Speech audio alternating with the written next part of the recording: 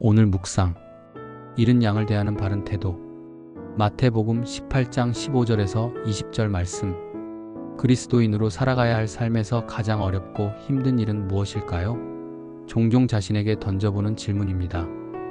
대답은 한결같은데요. 저에게는 죄와 싸우는 일이 가장 어렵고 힘듭니다. 사도 바울은 로마서 7장에서 원하는 선은 행하지 않고 원하지 않는 악을 행한다고 고백했습니다. 사도 바울의 겸손한 고백을 읽을 때마다 얼마나 위로가 되는지 모릅니다. 저 위대한 하나님의 사람도 이런 고백을 하는데 나와 같은 인간은 더 말할 것도 없다는 위로입니다. 피 흘리기까지 싸우지 않은 채 사도 바울에게 묻어가려는 얄팍한 모습이 부끄러울 수밖에 없는 지점이기도 합니다.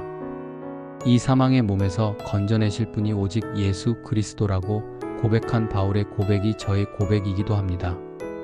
주께서 긍휼히 여겨주시고 불쌍히 여겨주시길 바라는 마음입니다. 다른 한 가지를 더 꼽자면 다른 사람을 용서하는 일입니다. 나에게 죄를 저지른 사람을 용서하기란 정말이지 어렵고 힘든 일입니다. 지금처럼 우리가 살아가는 세상을 보십시오. 누군가 나에게 상처를 입힌다거나 말과 행동으로 괴롭힌다거나 마음을 불편하게 하는 사람을 만나면 두 번 생각할 것도 없이 단칼에 관계를 끊어버립니다. 이런 세상의 가치와 가르침에 물든 것일까요? 나에게 손해를 입히거나 아프게 하는 사람이 있다면 조용히 관계를 끊어버리고 싶은 마음부터 듭니다. 조금 더 깊이 생각할 부분이 있습니다. 상처를 주고받거나 아프게 하거나 관계를 끊어버리고 싶은 생각을 하게 하는 사람이 주로 누구인가? 라는 질문입니다. 그리스도인을 힘들게 만드는 사람은 그리스도인일 때가 압도적으로 많습니다. 사실 우리를 아프게 하는 사람, 상처 주는 사람, 배신하는 사람은 나와 가까운 사람입니다. 나와 일면식도 없는 사람은 배반할 수가 없습니다. 상처 주는 말과 행동도 하기 어렵습니다. 당연히 아프게 만들기도 어렵지요. 누군가를 용서해야 할 일이 있다면 아마도 대부분 남편이나 아내, 가족, 부모와 자녀, 형제, 친구와 이웃일 가능성이 큽니다. 교회로 한정한다면 목회자나 교회 지도자 그룹일 가능성이 크고 같은 기관이나 셀, 찬양대 등 가까운 곳에서 함께 신앙생활했던 지체일 가능성이 크다고 말해야 정확할 것입니다. 상황을 좁혀놓고 보면 용서하는 일이 정말로 어렵겠다는 것을 짐작할 수 있습니다. 가정에서 가족과 형제 자매 사이에 친구와 이웃, 성도들 사이에서 용서해야 할 일이라면 절대로 가벼울 수가 없기 때문입니다. 예수께서는 형제가 너에게 죄를 짓거든이라고 말씀하셨습니다. 예수께서 말씀하신 형제는 같은 교회에서 함께 신앙생활하던 사람을 뜻한다고 보아도 좋습니다. 그 사람이 죄를 범했다면 어떤 식으로든지 손해를 끼쳤고 피해를 줬으며 아프게 만들었다고 보아도 좋을 것입니다. 그것이 우발적이라거나 의도가 없었던 것도 아닌 것 같습니다.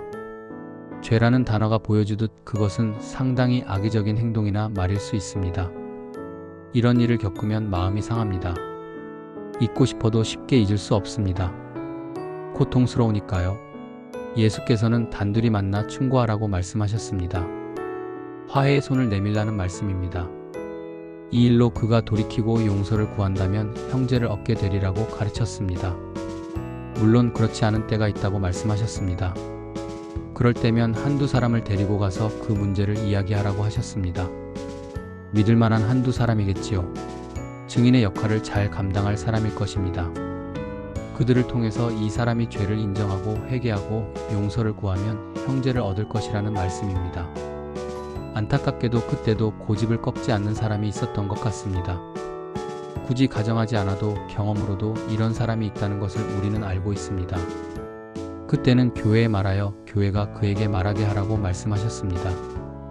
그때라도 이 사람이 돌이킨다면 형제를 얻을 것이라는 뜻이 숨어 있습니다. 만약 그때도 돌이키지 않고 회개하지 않고 죄를 인정하지 않는다면 그에게서 돌아서라고 말씀하셨습니다. 쉽게 읽을 수 있는 말씀이 아닙니다. 핵심은 명확합니다. 죄를 지었다고 단칼에 잘라내거나 관계를 끊으려 해서는 안 된다는 말씀입니다. 화해와 용서의 손을 먼저 내밀라고 말씀하셨습니다. 혼자서 안 되면 믿을 만한 사람 한두 사람과 같이, 그래도 안 되면 교회를 통해서라도 회개하고 돌이킬 기회를 주어야 한다는 말씀입니다. 고집스럽게 죄를 인정하지 않는다면 달리 방법이 없는 셈입니다. 그때 그를 이방 사람과 세리처럼 여기라는 말씀은 그가 고집한 길을 기어이 꺾으려 들지 말고 있는 그대로 존중하면서 조용히 보내주라는 말씀으로 읽어도 나쁘지 않을 것입니다. 그것이 하나님의 방법입니다. 이 본문에 아주 유명한 말씀이 나옵니다. 두세 사람이 내 이름을 모이는 곳에는 나도 그들 가운데 있다라는 말씀입니다. 이 말씀을 기도 응답과 관련한 말씀으로 생각하기 쉬운데요.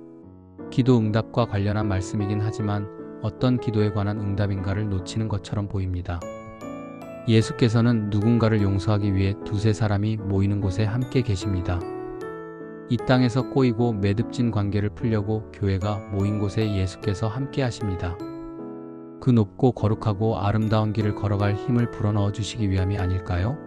작은 자 하나라도 잃는 것이 아버지의 뜻이 아니어서 용서하며 용서를 구하며 살아가게 하시려는 예수의 마음을 엿보게 하는 말씀입니다.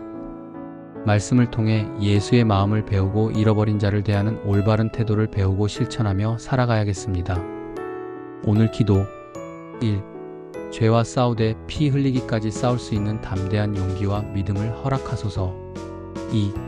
예수께서 가르쳐 주신 말씀을 따라 다른 사람을 용서하는 길과 용서 구하는 길을 걸어갈 수 있도록 은혜와 믿음을 더하여 주소서.